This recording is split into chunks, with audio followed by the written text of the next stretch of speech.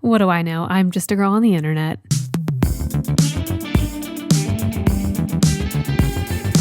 I'm thrilled to announce that I am in fact in my Sex and the City era. I can't believe it's been this long since I decided to watch such an iconic show. Like, where has it been all my life? Granted, when it came out in the 90s, I was a child, so definitely not an appropriate show to watch. But I am constantly rewatching old episodes of Friends or just whatever random TV I can find. Whenever I actually do sit down to watch TV, I don't feel like I watch TV all that often. But one of my friends turned me on to Sex and the City, and she's like, you need to watch this. It's like such an iconic show, especially when you're like a young woman in her 20s. It's 1,000% a show that you need to watch. And I've been watching it. I'm on season 2. It's so good.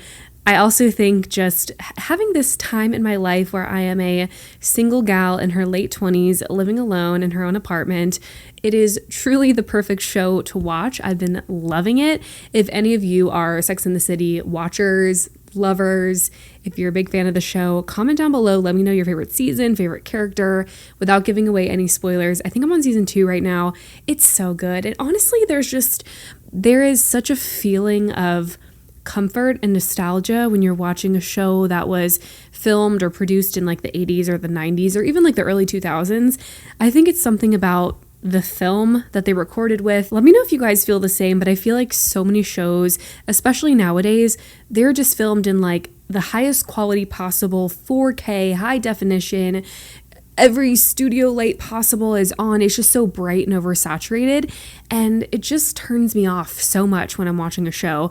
There's just something so comforting about an older show because it has that just sort of grainy look, and it's not the brightest studio lighting. It's kind of dim. It's like, it's just so perfect, and I wish more shows would do that. Like, I love when shows don't look like they're filmed in a studio setup. Like, for example, I think of shows like Modern Family or Blackish.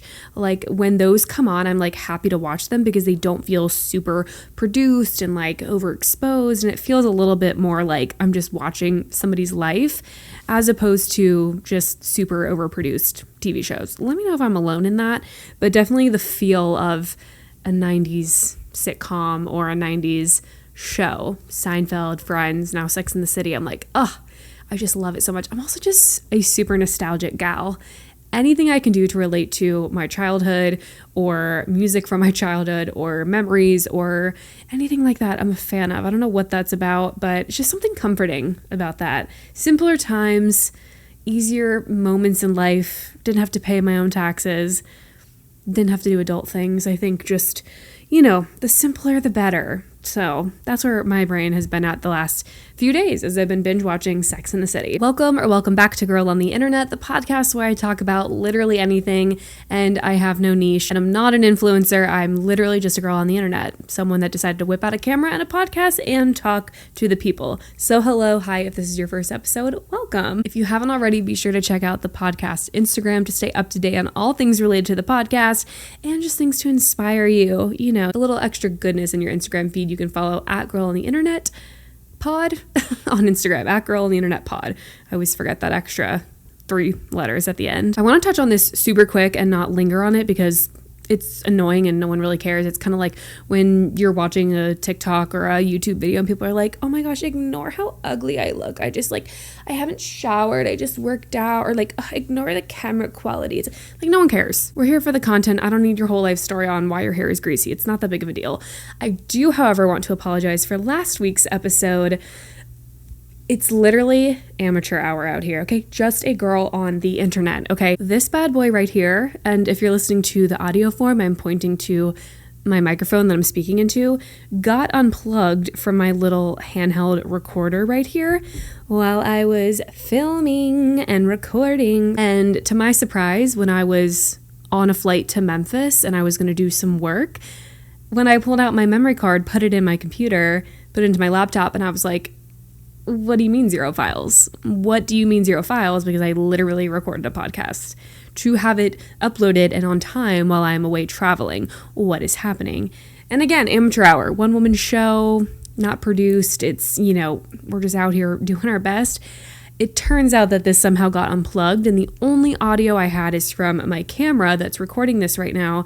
So last week's audio was super echoey, and I had to edit it with every fiber of my being to make it sound halfway reasonable, halfway decent. So I do apologize for that. I'm hoping this week is better and everything's plugged in. I triple checked everything. Today's drink of the day, not sponsored, is a strawberry vanilla Olipop. So good. Now, if Olipop wants to sponsor me, I'm just going to do that in every podcast episode. Literally just beg for sponsorships because free promo. Olipop is my favorite. It's like a gut probiotic soda. I don't know, but it's delicious. I love the ginger lime. That's like my favorite flavor because I'm obsessed with anything that has ginger in it. Sushi with a little pickled ginger on the side, a ginger dressing, a ginger beverage, a ginger beer, like a Moscow Mule. My favorite. But the strawberry vanilla is pretty good as well. Also, the packaging is just so cute. Hit me up, Olipop. I just kind of sunk into this couch to get comfortable. I feel like a lot of my episodes, I feel like I'm doing my best to give self-help or just to feel like we're just two friends chatting or kind of those things that you would just talk about with your friend on FaceTime. Today especially feels like an extra little pat on the back, an extra little moment of big sis advice. And I don't want these episodes to ever feel cliche or basic or generic or anything like that. But sometimes the most generic and cliche things in life sometimes are true. Today I want to talk about the importance of positive self-talk, positive affirmations, and speaking kindly to yourself.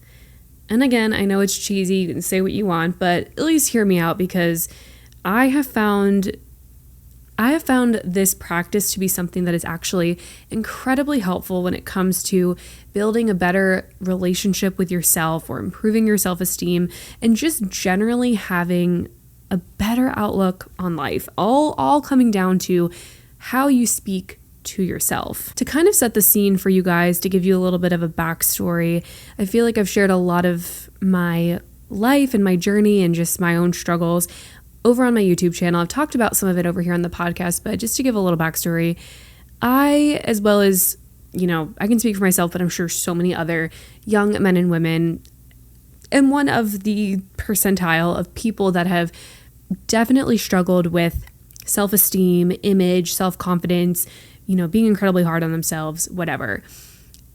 I have some of my earliest memories specifically about my body, my size, my shape, just being hyper aware of what I looked like and what I felt like and how I felt compared to my other friends. I've had some of my earliest memories go back to preschool and kindergarten. And I'm not making that up for clicks, for views, for it's real. I have a specific memory from preschool where I had my first real negative thought about my body. I'll actually share it with you. Not that I have to prove that I'm not making it up, but just to set the scene a little bit more and to really explain where it's coming from. I'm going to find the photo on my phone because I have it saved for that reason.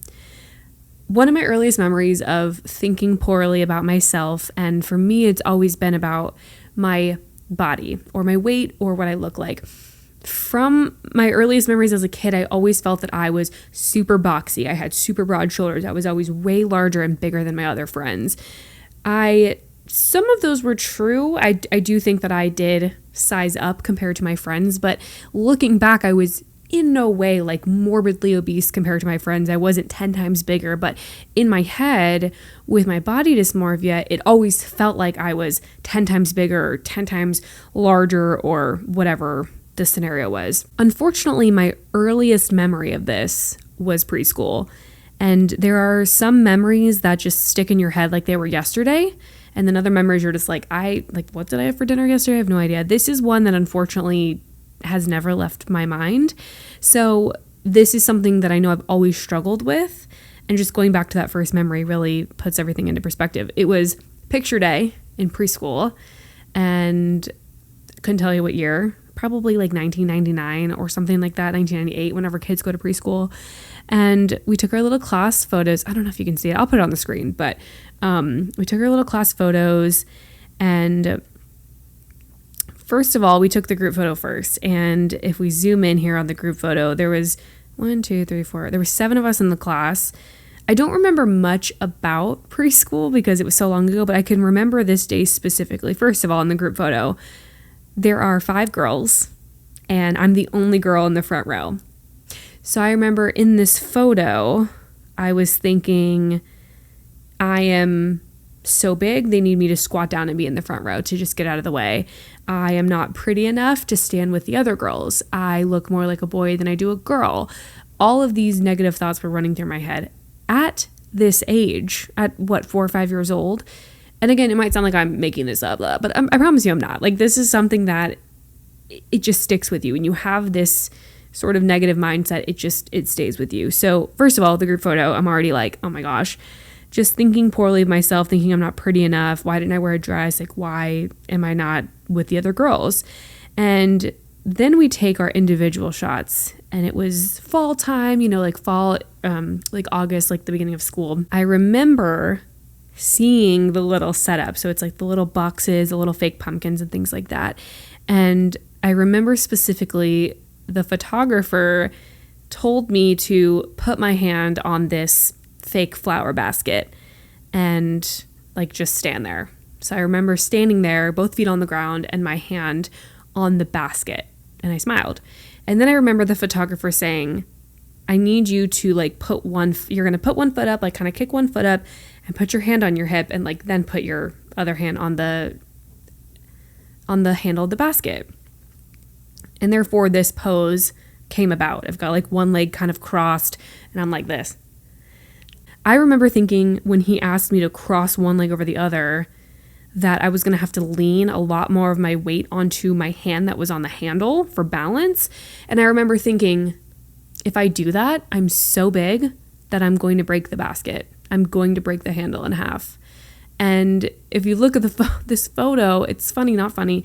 I'm so tiny. I'm just a little tiny girl, but you can really see it in my face that I'm just uncomfortable and that this is a fake smile for me for sure.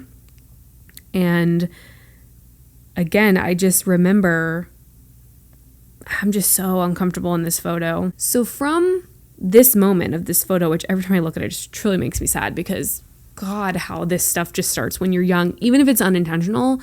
And I feel like some of these problems really do happen innately. Like sometimes it's not even things you learn. Like in preschool, like what have I possibly learned about body image at that point? I don't know. That's besides the point. But some stuff is just comes with being born. I don't know. Mental illness. Ugh. It's so sad knowing that myself and so many other people struggle with how we see ourselves and what we say to ourselves, and we spend so much of our lives worried about what we think other people are going to think about us or how we view ourselves, or only viewing ourselves as something to look at, whether this be attractive or not attractive, essentially for the aesthetic of it all. Just having to look perfect all the time, or think that we have to look perfect or look a certain way or be a certain way or fit in a certain category of people or whatever it is. And it's so stressful. And I've talked about it before, and we know that it's not realistic to try to fit into all these standards and everything like that, but to never give yourself a break.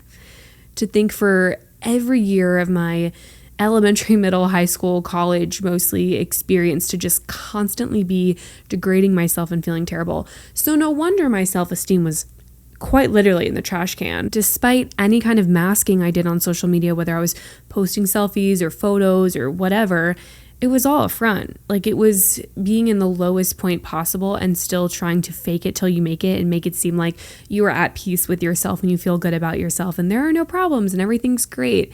But the nights spent crying in your own bed, or crying looking at yourself in the mirror, or putting on an outfit late at night and trying it on and crying because you don't like how you look, or just literally like locking eyes with yourself in a mirror and saying the worst things possible, it all makes sense that my youth was spent feeling miserable and feeling sorry for myself and feeling just terrible because I was being mean to myself. I think it goes to say that there is definitely something negative about when people bully you, or when you get bullied, or when you get teased or made fun of, which that did happen to me from time to time growing up, which is another story, but to do it to yourself is a whole other card game, and it is not a fun one that you want to be a part of. Now that I've gotten older, I wholeheartedly believe that you're a product of your environment, and you are going to be or resonate with the things that you say to yourself and things that are spoken to you. I think too, when you are, say for example, if you were grown up in a house where your parents fought all the time, or your parents called you names or belittled you or whatever, you do begin to absorb that subconsciously. You begin to think you are all of these things. Maybe not all the time. You may not just immediately be like, oh, someone said I'm stupid, so I'm definitely stupid. But over time, it just wears on you. It's just like anything in life. When you have wear and tear on a car, when you have wear and tear on your body, and when someone is constantly saying things to you, whether that be a childhood caregiver, your parents, your teachers in school, you are getting bullied in school, whatever it is, it begins to it hits us a little bit every time. And then we start to think, am I all these things that people are saying about me? And then deep down, you start to believe these things about yourself to some capacity, whether you think it a little bit or you think it a lot. It begins to chip away at you and you feel those things. So with that being said, having that being said to you is one thing, and then saying it to yourself is another thing. It's a lot easier to convince yourself of something than it is for someone else to say it to you. So many years of my life that I just believed everything that I was saying to myself, and I didn't give myself any grace. I didn't give myself any leeway. It was just straight up, if I said I was ugly, then I was ugly. If I felt stupid, then I was stupid. Our brains are incredibly complex, arguably the most complex part of our entire body. And if you've ever studied anatomy or science, knowing all the different layers of the brain, the different parts of the brain, so much complexity behind it. But I would also argue that our brains can be simple at times. And in that sense, I mean, the things that we say to ourselves, the things that we surround ourselves with, the things that we do on a daily basis, our actions, our routines, everything plays such a huge role in who we are, how we feel, how we act, the choices that we make. And again, not all of it. We know this. There is such thing as disease and addiction and mental health issues and literal chemical imbalances that can change who we are or alter how we think or whatever. But for the most part, our everyday decisions and the things that we do and the people that we surround ourselves with play a very large role in how we see ourselves and who we are as people. So I say the brain is complex, but I also say it can be simple, because I think the littlest things as to looking at yourself in the mirror and just saying something nice goes so much further than it does if you were to look in yourself and just degrade yourself every single day. That's not doing anything. And again, I'm not a scientist. I don't know. But to some capacity, there has to be something in here that is absorbing that and is feeding that to our soul, to our subconscious, to our higher brain. I don't know, but there is something in there that it's got to ring true. It has to. No one ever gets the most out of life or feels the best about themselves by constantly saying, God, I'm such an idiot. I'm the stupidest person ever. I'm so ugly. I have no friends. I'm the worst. Even as a joke, I try to not even say those things anymore. I try to really work on my vocabulary, and every time I'm joking, I'll say I want to kill myself or something, or I'll say God, I'm an idiot. But for the most part, one of the things I've worked on is just changing the vocabulary in my life and assuming that my brain is absorbing every little thing that I'm saying, or my subconscious, my soul, whatever it is that you want to think is hearing these things.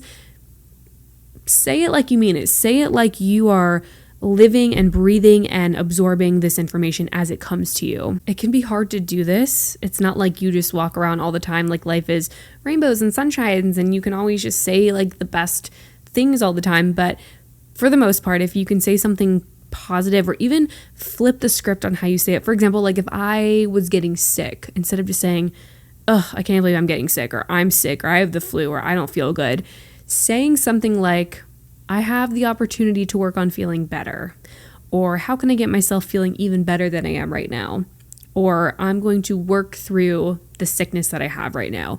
Those little changes, again, it could be total crap. It could make no difference at all, but I feel like there's more benefit to saying it than there is a negative. You know what I mean? Even if I'm working out, for example, and I'm just like, oh, I'm exhausted. I'm so out of shape. I don't feel good. Like, this sucks. This is hard. Changing the mindset, changing the verbiage to say, this is challenging, but I'm so glad that I'm strong enough to work through this. This workout's really, really hard, but I'm really strong and I'm very tough and I can do it. Or look at this opportunity for me to get stronger so that this doesn't feel too hard the next time I do it or the next time I do it. Like I said, I'm not walking around like a positive Polly all the time, just saying all these positive affirmations, acting like nothing's wrong, because I'm human too. I'm still going to look in the mirror. I'm still going to say stuff on accident like, God, I'm an idiot or something like that that's going to slip out. But when I am aware of my vocabulary and what I'm saying, it makes all the difference just to work on switching it up and saying something better. And as cheesy as it sounds, whenever you put on an outfit that you like, whenever you do your makeup, you do your hair, you get ready for the day, you're brushing your teeth in the mirror, taking a second to just look at yourself and just say, I'm so proud of myself. I've worked so hard. I am smart. I'm capable. I am beautiful. I'm strong. I'm independent. Fill in the blank with whatever adjective you feel is going to support you and better you and be some kind of positive affirmation. You can sit here and say it's cheesy. I don't care. It's going to make you feel inevitably better. If you giggle when you say it, if you think it's the most ridiculous thing in the world, then so be it. But it's still better to look at yourself, like lock eyes with yourself in the mirror and say, I'm going to have a great day. I am strong. I'm powerful. I'm beautiful. I can do it. It's going to make you feel that much better. It's not going to do anything bad. It literally gives zero harm, zero negative side effects come from saying something nice to yourself. And also it's going to pay off down the line because in return, you're going to keep subconsciously building up your self-esteem. You're going to inevitably begin to feel better about yourself over time.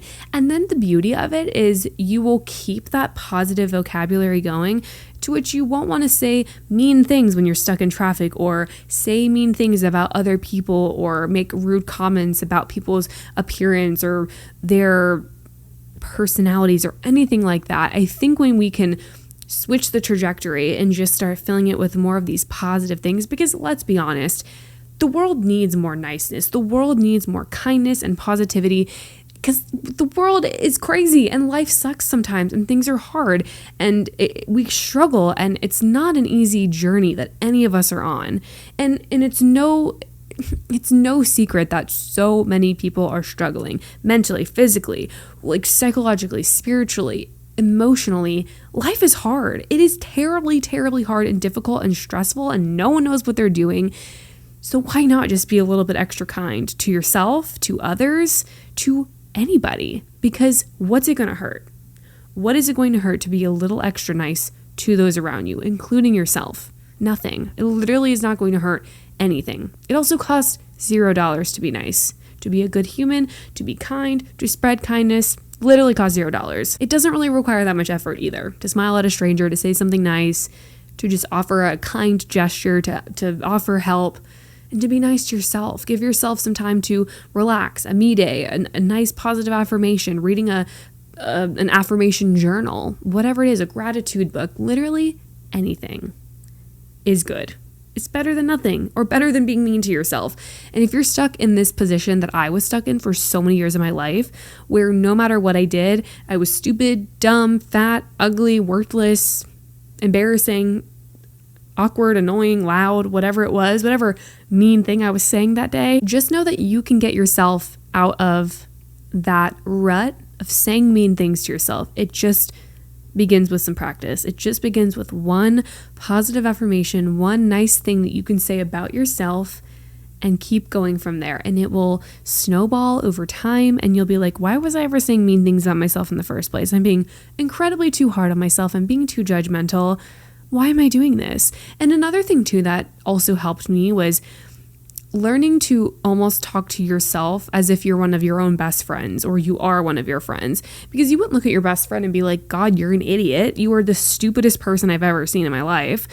Unless you were joking, of course, but you would never look at your best friend and be like, you are so ugly today. This outfit is ugly. You're hideous. No one likes you. You would never say that to your close friend. So why would you say that to yourself?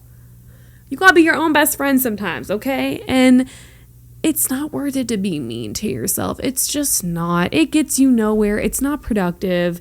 It's not a good thing that you want to do to yourself. And it's not going to do well for you mentally over time either. And if you continue life with that route, I think things are going to get harder. They're going to get more challenging. You're not going to trust yourself. You're not going to have good faith in yourself.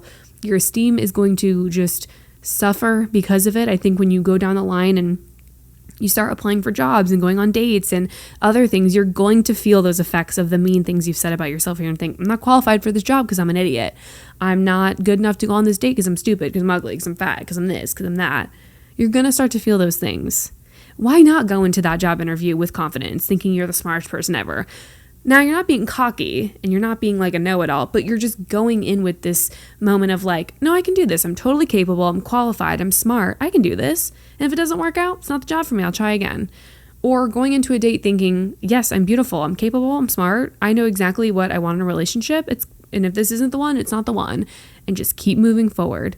Versus just approaching life with poor confidence and poor self-esteem because you, of all people, have been the meanest to yourself. Like, imagine, like, how embarrassing is that? Like, when I think back on it, I'm like, girl, no one was even really bullying you. You were bullying yourself. That's so embarrassing. Girl, you were bullying yourself. Loser. Is that the right way? Yeah, loser. As I was prepping for this episode, I wanted to do a little Googling just to see, like, there's got to be at least one research study out there that talks about positive affirmations and self-talk and the brain. There's got to be one. I did find two. Oh my God, this hair won't get out of here, hair. I found two. I'm sure there's more, but they are both published by PubMed. One is called Self-Affirmation Activities, Brain Systems Associated with Self-Related Processing and Reward, and is reinforced by future orientation. And then one is called The Effects of Positive or Negative Self-Talk on the Alteration of Brain Function Connectivity by Performing Cognitive Tasks. And I mean, they're super long. Like, research articles are always super lengthy. But I went down to the discussion of one of them. And this one says, first, our hypothesis regarding the relationship between affirmation and neural reward pathways were supported. ROI analysis revealed that affirmed relative to control participants showed significantly greater activity in the hypothesized positive valuation regulations. And they put in parentheses, like, all these letters, which were specific parts of the brain that they had studied prior in the study, and that this effect was driven by affirmations focusing on future rather than past experiences. In addition, increased activity in reward/valuation regions during self-affirmation was associated with decreases in sedentary behavior following the affirmation intervention.